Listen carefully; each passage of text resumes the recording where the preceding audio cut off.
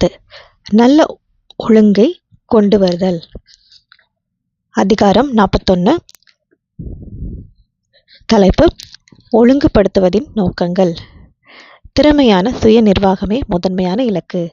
தன்னை சரியாக பராமரித்துக் கொண்டு அதற்கேற்ற ஒரு நிர்வாகத்தை அபியாசிக்க வைப்பதற்கு நாம் பிள்ளைகளை ஒழுங்குபடுத்துகிறோம். பிள்ளையானவனுக்கு தன்னம்பிக்கையும் சுய கட்டுப்பாடும் கற்றுத்தரப்பட வேண்டும். புரிந்து கொள்ளும் அளவு வளர்ந்தவுடன் தன் பகுத்தறிவை கீழ்ப்படிய பயன்படுத்த வேண்டும். கீழ்ப்படிவது எல்லா விதத்திலும் நியாயமானது என்பதை நீங்கள் கையாளுவதை கொண்டு அவன் புரிந்து கொள்ள வேண்டும்.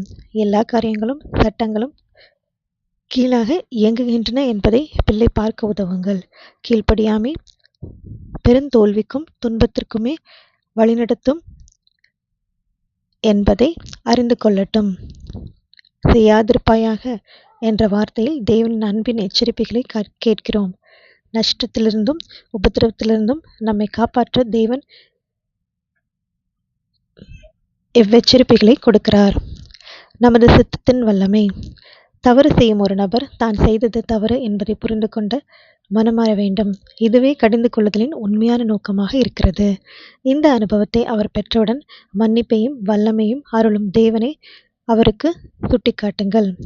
மரியாதைக்குரிய நபர்களாகவும் பயனுள்ளவர்களாகவும் மாறும் வல்லமை தங்களுக்குள்ளே இருக்கிறது என்பதை உணர மாணவர்கள் பயிற்றுவிக்கப்பட வேண்டும். இந்த வழிநடத்தலே நிரந்தர வெற்றியை கொடுக்கும். சுய சுபாவங்களையும் தவறான இயல்புகளையும் கெட்ட பழக்கங்களையும் திருத்துங்கள். தவறுகளை தடுத்து பிள்ளைகளை சரியாக வழிநடத்தி அவர்களை கட்டுப்படுத்த வேண்டும். இந்த வேலை பெற்றோருக்கு கொடுக்கப்படுகிறது.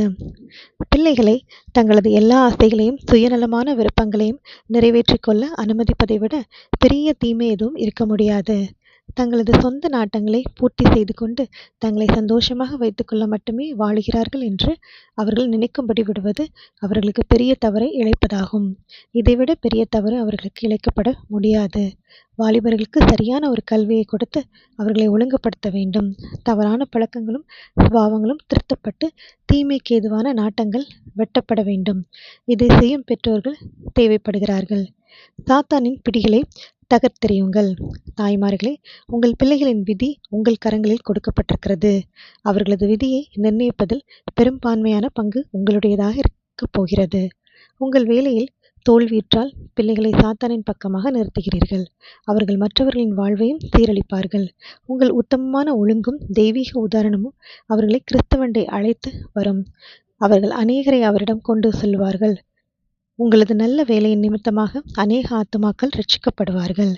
அக்கறையுடன் கவனம் செலுத்தி விட்டவைகளை பிடிப்போம். சாத்தானின் பிடிகளை உடைத்தெறிவோம். நாம் நேசிக்கும் பிள்ளைகளை இரக்கத்துடன் திருத்தி எதிரியின் வல்லமையிலிருந்து பாதுகாப்போம். சோர்ந்து விடாதீர்கள். தேவனின் அதிகாரத்தையும் பெற்றோரின் அதிகாரத்தையும் மதிக்க கற்றுக் கொடுங்கள். பிள்ளைகள் பெற்றோர்கள் கீழ்ப்படிந்து நடக்கும்படி ஒரு நல்ல பயிற்சி கொடுக்கப்பட வேண்டும். நல்லதொரு ஒழுங்கிற்குள்ளாக வரும் ஒரு கல்வியை கொடுக்க வேண்டும். அதிகாரத்தை பிள்ளைகள் மதிக்க வேண்டும். தேவ அதிகாரத்தையும் மதிக்கும் குணம் பிள்ளைகளிடம் உருவாகும். பரலோக குடும்பத்திற்கு செல்வதற்கான ஆயத்த பயிற்சி இப்பூலோக குடும்பத்தில் கொடுக்கப்படட்டும். தங்களது கிறிஸ்தவ விசுவாசத்தின் வழியாக வரும் கடமைகளை நிறைவேற்றி பரலோகின் மன்றங்களுக்கு செல்வதற்கு ஏதுவான பயிற்சி பிள்ளைகளுக்கும் வாலிபர்களுக்கும் கொடுக்கப்படட்டும். எல்லா அறிவிற்கும் ஊற்றாகிய தேவன் நம் பரலோகம் செல்வதற்கான தகுதியை திட்டவட்டமாக கூறியுள்ளார். ஜீவ விருட்சத்தின் மேல் அதிகாரம் உள்ளவர்களாவதற்கும் வாசல்கள் வழியாய் நகரத்திற்குள் பிரவேசிப்பதற்கும் அவருடைய கற்பனைகளின்படி செய்கிறவர்கள் பாக்கியவான்கள். வெளிப்படுத்தல் விசேஷம் 22:14. பரலோகம் செல்வதற்கு தேவனது கற்பனைகளை கைக்கொள்வதே நாம் கொடுக்கும் விலை. பிள்ளைகள் இதனுடன் கர்த்தருக்குள் பெற்றோர்க்கும் கீழ்ப்படிய வேண்டும். பிள்ளைகள் கற்றுக்கொள்ள வேண்டிய மிக முக்கியமான பாடம் இதுவே. கட்டாயத்தினால் கீழ்ப்படிதல் கூடாது. பிள்ளைகளிடமிருந்து என்ன எதிர்பார்க்கிறீர்கள் என்பதை தெளிவாக அவரிடம் சொல்லுங்கள். உங்கள் வார்த்தைகளை சட்டமாக மதித்து கீழ்ப்படிய வேண்டியதை அவர்கள் புரிந்து கொள்ளட்டும். இதன் வழியாக தேவனின் கட்டளைகளுக்கு கீழ்ப்படிய அவர்களுக்கு கற்றுக் கொடுக்கிறீர்கள். தேவ கட்டளைகள் எதை செய்ய வேண்டும் எதை செய்யக்கூடாது என்பதை தெளிவாக காட்டுகிறது. இக்கோட்பாட்டின் அடிப்படையில் உங்கள் பிள்ளை உங்களுக்கு கீழ்ப்படியட்டும். கட்டாயத்தின் பேரில் கீழ்ப்படியக்கூடாது. முழுமையான நம்பிக்கையை விளக்கும் பாடம். ஈசாக்கு தனது அன்பான தகப்பனின் நடுங்கும் கரங்களினால் கட்டப்பட்டுகிறான். தேவன் சொல்லியதின் நிமித்தம் இந்த இரக்கம் நிறைந்த தந்தை இதை செய்கிறார். தந்தையின் நேர்மையை மகன் முழுமையாக நம்பியதால் தான் பலியாகும்படி மகன் அனுமதிக்கிறார். ஆபிரகாமின் இந்த விசுவாச செயல் நமது நன்மைக்காக பதிவு செய்யப்பட்டிருக்கிறது. தேவன் மீது நாம் கொள்ள வேண்டிய நம்பிக்கையின் பெரிய பாடத்தை இது தருகிறது. எவ்வளவு நெருக்கடிக்குள்ளாக நாம் தள்ளப்பட்டாலும், எவ்வளவு விபரீதமானதாக தெரிந்தாலும் தேவ கட்டளைகளை நாம் கைக்கொள்ள வேண்டும். பெற்றோர்களுக்கு முழுமையாக கீழ்ப்படிய வேண்டும் என்ற பாடத்தை இது பிள்ளைகளுக்கு புகட்டுகிறது. தேவனுக்கு கொடுக்க முடியாத அளவிற்கு விலைமதிப்பானது நம்மிடம் எதுவும் இல்லை. ஆபிரகாமின் கீழ்ப்படிதல் இது நமக்கு கற்றுக் கொடுக்கிறது. வாலிபர்கள் நம்பிக்கைக்கு பாத்திரவான்களாக நடப்பார்கள். பெற்றோர்கள் தங்கள் மீதும் நம்பிக்கையை வைக்கிறார்கள் என்று வாலிபர்களின் மனதில் நாம் பதிய வைக்க வேண்டும். அவர்களுக்கென்று ஒரு மதிப்பு உண்டு. இது அவர்களது உரிமை. செல்லவோ வரவோ உட்காரவோ நிற்கவோ எதை செய்யவோ தங்களுக்கு உரிமை இல்லை என்று பெற்றோர்கள் நினைக்கக்கூடாது. இது தவறான தாக்கத்தை கொண்டு வந்து அவர்களின் ஒழுக்கத்தை பாதிக்கும். அவர்களது நேரத்தை மனமகிழ்ச்சியுடன் கழிக்க முடியாமல் ஆகிவிடும். எப்பொழுதும் பெற்றோர்கள் நம்மை கண்காணித்துக் கொண்டே இருக்கிறார்கள் என்று அவர்கள் நினைக்கும்படி செய்வது மோசமானது. ஞானமான பெற்றோர்கள் வாலிபரை பார்க்கும் பொழுதே அவர்களுக்குள் என்ன தீமை நடக்கின்றது என்பதை கணித்து விடுகிறார்கள். தீமைகள் மேற்கொள்வதற்கான திட்டங்களை ஏறெடுப்பார்கள்.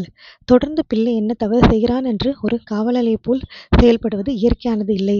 எந்த தீமையை வாலிபர் செய்யக்கூடாதென்று இப்படி காவல் காக்கப்படுகிறதோ அந்த தீமை இதுவே விளைவித்துவிடும். வாலிபர்கள் ஆரோக்கியமாக இருக்க வேண்டும். உடற்பயிற்சியும் மன மகிழ்ச்சியும் விரும்பப்படக்கூடிய ஒரு சூழலும் அவர்களை சுற்றி இருப்பது அவசியம். சரீர ஆரோக்கியமும் கூடும், குணமும் சீராக வளர்ச்சியடையும். சுய நிர்வாகமும் சர்வாதிகாரமும் அநேக குடும்பங்களில் பிள்ளைகள் சரியாக பயிற்றுவிக்கப்பட்டு சரியான ஒழுங்கிற்குள் கொண்டு வரப்பட்டதைப் போல் தோன்றுகிறது. ஆயினும் தங்களை கட்டுப்படுத்தும் சூழல் மாறும்பொழுது சுயமாக சிந்தித்து செயல்பட்டு தீர்க்கமாக முடிவெடுக்க முடியாதவர்களாக இருப்பர். இப்பிள்ளைகள் ஒரு இரும்பு கோலின் ஆட்சிக்கு கீழாக வழிநடத்தப்பட்டிருக்கிறார்கள். சுயமாக சிந்தித்து செயல்பட வேண்டியவைகளிலும் அப்படி செய்ய அவர்கள் அனுமதிக்கப்படவில்லை. ஆதலால் தங்கள் மீது நம்பிக்கை இல்லாதவர்களாக இருக்கிறார்கள். தங்களின் சொந்த பகுத்தறிவை சார்ந்து செயல்பட முடியாமல் நிலையில்லாமல் இருக்கிறார்கள். அவர்களது மனம் சரியாக வளர்ந்து பலமடைவதில்லை. பெற்றோர்கள் தங்களை முற்றிலும் கட்டுப்படுத்திவிட்டால் பெற்றோர்களையே சார்ந்திருக்கிறார்கள். பெற்றோர்களே இவர்களின் சிந்தையாகவும் அறிவாகவும் செயல்படுகிறார்கள். இது ஒரு புறம் இருக்க, பெரியவர்களை கேட்காமல் எதையும் சுதந்திரமாக செய்துவிடலாம் என்பதை போலவும் பிள்ளைகள் நினைத்துவிடக்கூடாது. வயதானவர்களின் கணிப்புகளையும் ஆலோசனைகளையும் மதிக்க கற்று கொடுக்கப்பட வேண்டும். அனுபவம் நிறைந்த ஆசிரியர்களும் பெற்றோர்களும் தங்களை வழிநடத்த வாலிபர்கள் அனுமதிக்க வேண்டும். பெற்றோர்கள் மற்றும் ஆசிரியர்களின் சிந்தையுடன் தங்கள் சிந்தைகளையும் இணைக்க வேண்டும். இதற்கான ஒரு கல்வி கொடுக்கப்பட வேண்டும். அப்பொழுது பெரியோரின் ஆலோசனைகளின் நன்மையை அவர்கள் பார்த்து அதன்படி செயல்படுவார்கள். பிறகு பெற்றோரின் மற்றும் ஆசிரியர்களின் கரங்களை விட்டு பிரியும் பொழுது காற்றடித்து செல்லும் பதரை போல் இருக்க மாட்டார்கள். தனியாக சிந்தித்து செயல்பட பயிற்சி கொடுக்காமல் சர்வாதிகத்துடன் கடுமையான விதத்தில் பிள்ளைகளை வளர்க்கப்படக்கூடாது. இப்படியாக வளர்க்கப்படுவோர் தங்கள் மீது ஒரு நம்பிக்கையை வளர்த்து கொண்டாலும் இத்தவறான வழிநடத்தல் பலவீனமான மனம் படைத்தவர்களே உண்டு பண்ணும். மனதளவிலும் ஒழுக்கத்திலும் பலனற்று இருப்பார்கள். உலகத்தை சந்தித்து தனியாக செயல்படும் பொழுது மிருகங்களைப் போலவே நடத்தப்பட்டதையும் சரியான கல்வி கொடுக்கப்படாதையும் வெளிப்படுத்துவார்கள். அவர்களது சொந்த சித்தம் சரியாக வழிநடத்தப்படவில்லை. பெற்றோர்களின் ஆசிரியர்களும் கடுமையான வழிநடத்தினாலும் கட்டாயத்தினாலும் இவர்களது சுய சித்தம் ஒடுக்கப்பட்டது. ஒரு மனம் இன்னொரு மனதின் மீது ஆதிக்கம் செலுத்துவது தீமையை கொண்டு வரும். தங்கள் பிள்ளைகளின் சிந்தையையும் மனதையும் முழுமையாக கட்டுப்படுத்துவதாக சில பெற்றோர்களும் ஆசிரியர்களும் சொல்லிக் கொள்கிறார்கள். அந்த பிள்ளைகளின் எதிர்காலம் எப்படி இருக்கப் போகிறது என்பதை அவர்களால் பார்க்க முடிந்தால் இப்படி பெருமை பாராட்ட மாட்டார்கள். பயத்தினாலும் கட்டாயத்தினாலும் இப்பிள்ளைகள் கட்டுப்படுத்தப்பட்டனர். வாழ்க்கையின் பொறுப்புகளை சுமக்க ஆயத்தமில்லாதவர்களாக இருக்கிறார்கள். தனியாக செயல்படும் காலம் வரும்பொழுது நிச்சயமாக தவறான வழியை தெரிந்து கொண்டு சோதனையில் விழுந்து விடுவார்கள். இவ்வாழ்க்கையில் அவர்கள் வெற்றியை காண்பதில்லை. ஆவிக்குரிய வாழ்க்கையிலும் இக்குறைபாடுகளை வெளிப்படுத்துகின்றனர். பிள்ளைகளையும் வாலிபர்களையும் வழிநடத்திக் கொண்டிருப்பர் தங்களது தவறான வழிநடத்தினாலும் பிள்ளைகளின் எதிர்காலம் எப்படியாக பாதிக்கப்படுகிறது என்பதை பார்க்க முடிந்தால் தங்களது கல்வி முறையே மாற்றி விடுவார்கள். பிள்ளைகளை முழுமையாக கட்டுப்படுத்திவிட்டோம் என்று பெருமை பாராட்டும் ஆசிரியர்கள் வெற்றியை சந்திக்கும் ஆசிரியர் அல்ல. தற்காலிகமாக வேண்டுமெனில் நன்மையானதாக தெரியலாம். ஒரு மனம் இன்னொரு மனதின் மீது முழுமையான ஆதிக்கத்தை செலுத்துவது தேவன் வரையறுத்து வழி அன்று. பிள்ளைகளின் தனித்துவங்களை தங்களது தனித்துவத்திற்கு இணைக்க நினைப்பவர்கள் ஆழ்ந்த பயத்தை கொண்டு வரும் தேவையில்லாத பொறுப்பை சுமக்கிறார்கள். இப்படியாக பயிற்றுவிக்கப்பட்டவர்கள் நல்ல இராணுவ வீரர்களைப் போல வெளியே சாட்சி கொடுக்கலாம். கட்டுப்பாடு எடுக்கப்படும் பொழுது சுயமாக செயல்படும் திறன் இல்லாதவர்களாகவே இருப்பார்கள். திறமையான பொறுமையான முயற்சி. குணத்தை சரியாக உருவகிக்க அதிகமான பொறுமையும் விசேஷ திறமையும் தேவை. பிள்ளைகள் பெற்றோர்களது பாவ சுபாவங்களையும் தீமைகளையும் சுதந்திரித்துக் கொண்டே பிறக்கிறார்கள். இது பெற்றோர்களின் பாவத்தின் நேரடியான விளைவாக இருக்கிறது. இப்படிப்பட்ட பிள்ளைகள் ஞானத்துடனும் கவனமாக பராமரித்தலும் வழிநடத்தப்பட வேண்டும். அறிவும் ஒழுக்கமும் பலப்படுத்தப்பட வேண்டும். பெற்றோர்களின் பொறுப்பும் மிக பெரியது. தீய சுபாவங்கள் நிறுத்தப்பட வேண்டும். இலகிய மனதுடன் கடிந்து கொள்ள வேண்டும். நன்மைக்கு ஏதுவாக மனம்